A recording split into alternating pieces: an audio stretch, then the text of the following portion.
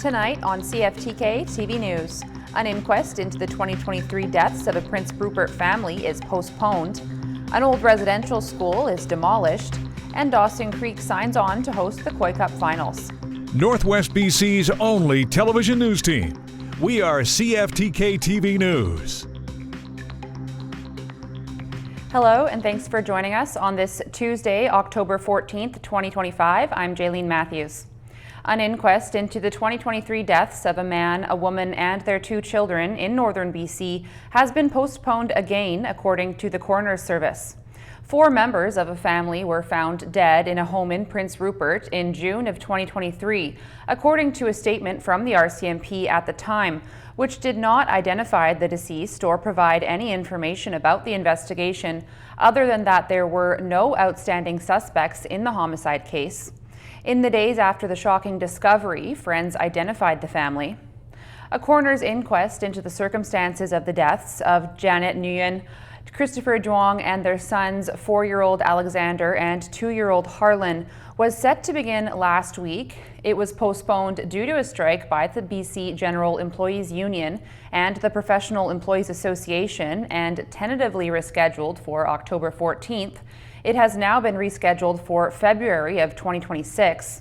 Inquests are important to families, communities, and the public, and understanding during this period of disruption is appreciated, a statement from the BC Coroner's Service said. An inquest was not mandatory in the circumstances, however, cause of death has not been reported. The Coroner's Act permits the Chief Coroner to direct an inquest if the Chief Coroner has reason to believe the public has an interest in being informed about the circumstances surrounding a death, or the death resulted from a dangerous practice or circumstance, and similar deaths could be prevented through recommendations, the agency's statement explains. A jury will hear evidence from witnesses to make findings of fact, but cannot make any finding of legal responsibility or express any conclusion of law, according to the Coroner's Service. The Smithers RCMP have posted a notice noting they are trying to find a wanted man. 24-year-old Daniel Peel from Telkwa is believed to be somewhere in the Smithers area and is wanted on an outstanding warrant for charges of uttering threats to cause death or bodily harm, improper storage of a firearm, unauthorized possession of a firearm, and unlawfully discharging a firearm. Peel has been described as a 5'10", 150-pound Caucasian male with blonde hair and green eyes. Anyone who has information on Peel's location is asked to call the Smithers RCMP. The Vanderhoof RCMP have released a follow-up notice on their website that's once again asking residents for their help to find a missing man. The police detachment initially publicized the case of Ronald McCook back in February, where they mentioned that he was last seen on January 23rd, walking south to the Secuse General Store. McCook has been described as a 40-year-old Indigenous man that's about 5'11", weighing about 200 pounds, and has both black hair and brown eyes. He was also last seen wearing a gray baseball hat and orange t-shirt. Anyone who might know where he's located is asked to call the Vanderhoof RCMP. BC Hockey recently announced that the 2026 edition of the Koi Cup will take place in the community of Dawson Creek. The tournament that crowns BC Hockey's senior male AA champions will run from March 31st to April 4th next year and is set to be held at the Dawson Creek Memorial Arena and be hosted by the Dawson Creek Canucks. Their position as host means the Canucks automatically get to compete in the tournament that the Terrace River Kings won earlier this year. The Canucks have won the storied tournament 3 times before, in 2018, 2019, and 2022. More details, like the game schedule and ticket information, are set to be revealed at a later date. The Smithers RCMP recently gave recognition to a grade 12 student as a part of a limited edition project they're running. The RCMP Youth Challenge Coin project is intended to help recognize local youths that volunteer with community agencies, help plan community events, and/or create initiatives that are beneficial to their community. The first recipient is high school student Nicole Murray from Smithers Secondary School. Murray was nominated by Smithers Deputy Fire Chief Matt Herzog for her work leading a mass casualty exercise back in May, while also supporting people affected by emergencies like house fires and attending the Network of Emergency Support Services team conference. Murray has put in over 200 hours of volunteer time, and the Smithers RCMP thanked her for helping make her community a safer place.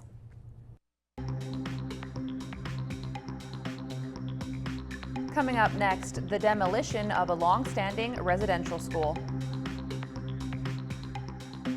The BC Highway Patrol is boosting enforcement after reporting a sharp spike in recent motorcycle deaths.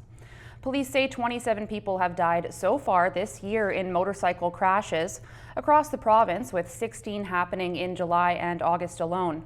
The Highway Patrol says speed has been the most common contributing factor in crashes, with impairment and distraction also among the top factors. Police say they're renewing enforcement efforts despite the riding season drawing to a close, with a recent weekend on October 4th and 5th resulting in 13 motorcycles impounded on the Sea to Sky Highway. A cathartic moment of healing and progression as an old residential school was torn down on Mears Island near Ahusat First Nation. CTV's Anna McMillan reports. As members of Ahosat and neighboring First Nations travel this path, many can recall walking the same steps as kids. This is where we were sent, some for many, many years, and there's a lot of pain. Pain they were dealt at Christie Residential School on Mears Island off the coast of Tofino. It's a new day, it's a new chapter in us coming together, and a true example of our resilience. Hundreds of people, including former students, are taking a last look at the institution's remaining structures before they're demolished. Everybody's going to be healing in a proper manner of, letting the spirits continue on without them staying in a place like this. The National Center for Truth and Reconciliation says Christie Residential School was fraught with overcrowding and at least 46 students died here. It's an honor and a privilege to be able to do this for so many hurt, there's so many hurt souls out there that have passed on and that are still very much alive. Some of the survivors are on the demolition team. I remember my first day here like it was 2 minutes ago, of how scared I was. Bruce Lucas was sent here in 1965 when he was 6. 60 years later, a new feeling triumphs over fear. Getting my power back, it's good for me to come and let go. The institution opened in 1900, operating as a school until 1971, and then as a student residence until 1983. It's just great to be here. I feel like it's a closure for me, so it's something I can move forward on. Before the buildings came down, Thomas John plucked this bowling pin from the gym. I survived a residential school, so I'm just going to take this home and just remember where I was and where I'm going now from here. A memento serving as a symbol of strength and a reminder. Survivors could have been knocked down, but they're still standing. Anna McMillan, CTV News. The states are dealing with some severe weather as the remnants of Typhoon Halong have brought hurricane-force winds and ravaging storm surges to western Alaska. Authorities say 3 people are missing and that more than 50 have been rescued. Floodwaters knocked some homes off foundations and swept others away. Officials in Alaska warned of a long road to recovery and a need for continued support for the hardest hit communities. Elsewhere in the U.S., severe weather killed a woman in New York City who was struck by a solar panel. Rescuers in the Phoenix area found a man whose truck was swept away by floodwaters, and crews in Southern California are preparing for potential mudslides in fire-ravaged areas. And now turning to your Northwest BC weather report. Tonight on the North Coast, expect conditions to be partly cloudy, becoming cloudier this evening, fog patches developing late this evening, temperature steady near 8 degrees. Over the next few days on the north coast, expect one more dry day ahead before the rain comes back and sticks around a while. Daily highs 10 to 12 degrees, overnight lows between 5 and 9 degrees. Tonight in the Terrace-Kitimat area, expect a few clouds and increasing cloudiness. Over the next few days in the Terrace-Kitimat area, expect the rain to start on Thursday and continue through the weekend. Daily highs 7 to 11 degrees, overnight lows between 2 and 5 degrees. Tonight in the Bulkley Valley and Lakes District, it's looking like conditions will clear this evening. Fog patches developing overnight, a low of -6 degrees. Over the next few days in the Bulkley Valley and Lakes District, expect a bit of rain on the way as well, but not significant amounts. Daily highs 7 to 11 degrees, overnight lows between -6 and +1 degree. Checking your highways around the northwest now. On Highway 16, there's construction in Prince Rupert with a detour in effect. Also bridge maintenance, ditching, maintenance, utility work, and mowing going on. On Highway 37, watch for maintenance as well as bridge construction. On Highway 37A, there's a section with falling rocks as well as bridge maintenance construction work. Going on the Niska Highway, there's mowing underway. And this is what the roads were looking like this afternoon around the region from the view of the province's highway cams.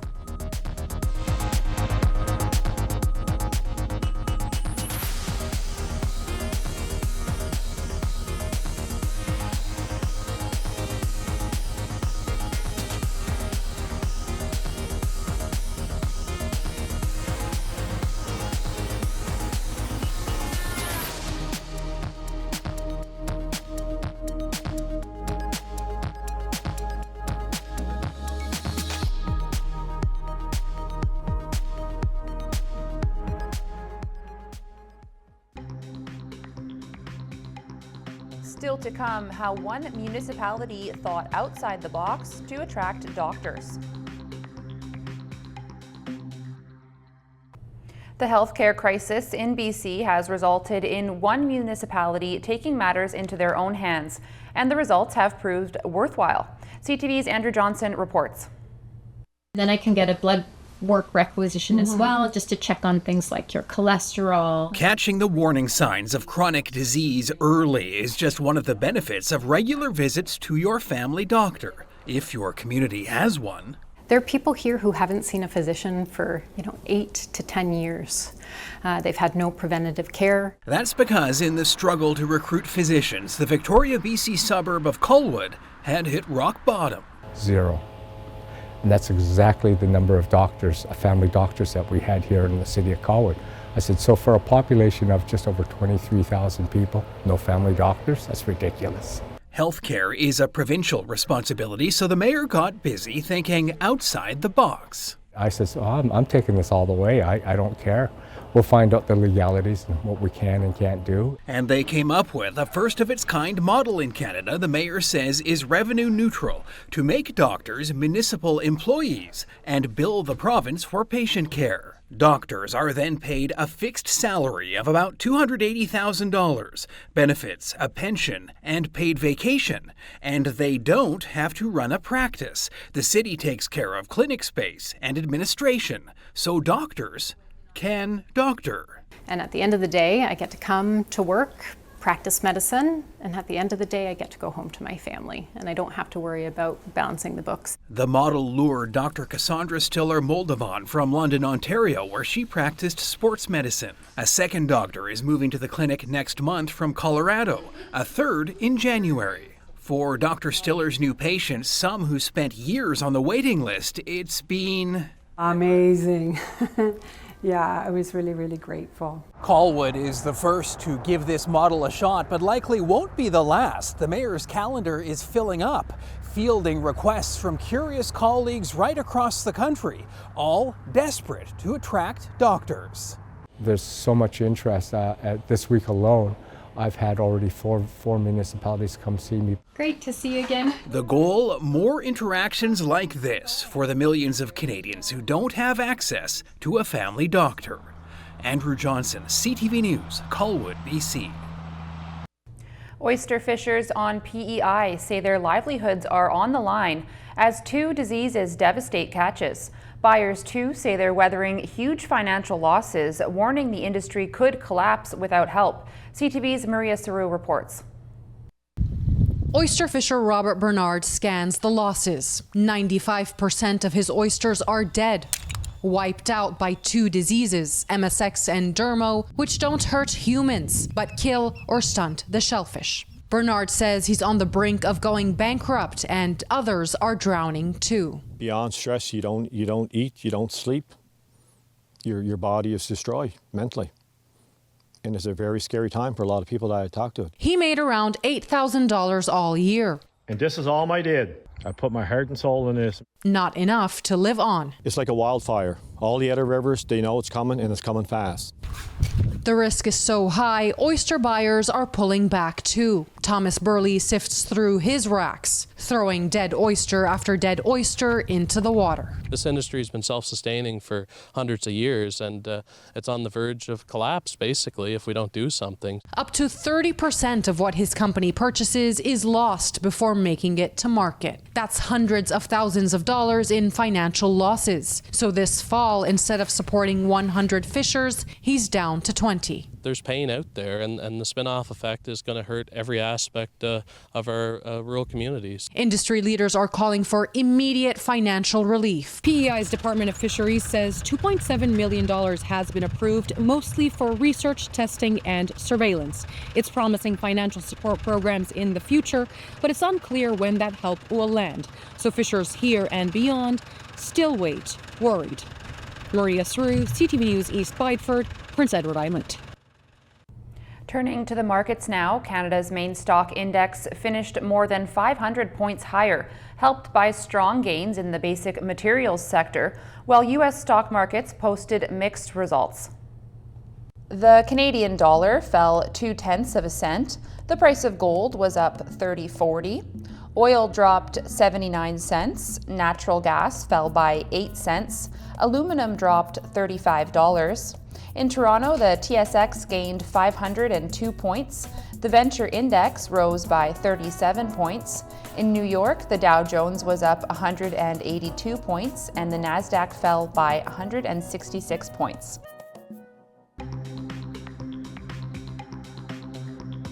Still ahead, sliding mental health stats and burgeoning burnout.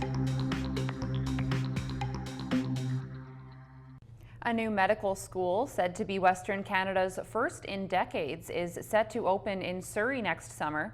The BC government says Simon Fraser University's new medical school will begin classes in a temporary location at the school's Surrey campus in August of 2026. The location of a permanent facility has also been secured in Surrey City Centre, with construction starting late 2026 and set to open by fall 2030. Premier David Eby says the $520 million school is part of the province's effort to address the need for more primary care physicians across the province. Those struggling with burnout aren't alone, and experts say this is resulting in sliding mental health statistics. CTV's Emma Convey reports. Sarah Hamad works in a hospital in Halifax. Most of her day is spent on a computer, booking appointments for patients. The same tasks over and over leave her feeling drained. You know, when you spend your whole day at work, you come home, you want to kind of do something that's not work related, but you're tired, you have to feed yourself, you have to, you know, tidy up or cook or clean or take a shower, and you just don't have the passion, at least in my case, to do anything. Sarah is not alone in this. Wellness expert Julie Cass says she's seeing higher levels of burnout than ever before. It's getting worse, not better. And we are seeing more mental health issues. We're seeing more, even just time off work for sick days for mental health. We're seeing more depression rates increasing. We're seeing suicide increase. Like, we're already seeing the effects of that. A number of factors can lead to burnout. We demand more and more from people, offering less and less in terms of time and support. And burnout can come from various factors, one of which is a lack of meaningful or purposeful work. If you find your work repetitive and dull and mundane, It's very much conducive to burnout. For some, burnout might not be as obvious. It can affect everybody differently on all fronts, mentally, physically, and emotionally. Experts say some may feel tired and exhausted, even their heart racing, while others may see a decline in their productivity and have a hard time focusing. On the emotional side, people may stop doing the activities they like and experience depression. Physicians, nurses, or teachers, those are among the most burnout-prone professions. But anyone can experience burnout, even students who take on too much. Feeling sort of sick and tired of schoolwork and socializing, and I just sort of feel like being alone with my own thoughts. I'm so exhausted, and I want to doze off during the day because I'm, going too hard. We need to get back to our roots. We need to realign with what matters. And make personal care a priority on your to-do list. Emma Convey, CTV News, Halifax. Israel is reportedly set to cut aid to the Gaza Strip in half over a slower return of the remains of dead hostages than had been agreed upon. A spokesperson for the United Nations Humanitarian Office in Gaza says it received word of the cuts from the Israeli military agency in charge of transferring aid to the territory. This tests the fragile ceasefire in the Israel-Hamas war, one day after both sides celebrated the release of the last 20 living hostages in Gaza and some 2,000 Palestinian prisoners and detainees as part of the first phase of the ceasefire. So far, the remains of 4 out of 28 deceased hostages have been released. We leave you tonight with the inspiring story of a runner who has never given it up. CTV's Adam Swatsky signs off. If you ask Helena Hayes about this picture of her as a girl, she's cute. The first thing she'll notice is her position. I'm in the front. Which is fitting, because Helena has always strived to place first. Always running or jumping. You couldn't stop Helena. No. And you still can't. Although her 4-story building has an elevator, Helena always takes the stairs. I just got down here. And no matter the weather, the 93-year-old runs all around her retirement community's 5-acre property every day. Just love running, and I've done it for so many years that it's automatic. Helena started running as a child in Holland during the war, back and forth to school, more than a few miles return, hoping she wouldn't run into a Nazi along the way. That was horrible. She says a couple neighbors were shot, another killed by shrapnel, and moments after her mom took her baby brother out of his crib, Piece of grenade come through the window right in his bed. He avoided a similar fate. And that was very scary. And yet, young Helena felt compelled to counter it all through kindness, like when she chose teams for sports and started selecting the kids who always got picked last, first. Oh, they were so excited, and I think I did a good job because they really worked hard. So Helena kept choosing them until they improved so much that other kids wanted them too. To try your best to do as good as you can and hopefully help people to do the same. But although Helena hopes that her winning multiple medals at the recent 55-plus games, including 4 gold, will inspire other 90-somethings to start running with her, it's never going to stop her from striving for first. But it'd be nice if you have people doing it also, and then you could beat them all. Adam Sawatsky, CTV News, Nanaimo. That's our news for now. For more local news, you can visit us at CFTK-TV.com. We're also on YouTube, TikTok, Blue Sky, and X. We'll be back tomorrow. Thanks for watching.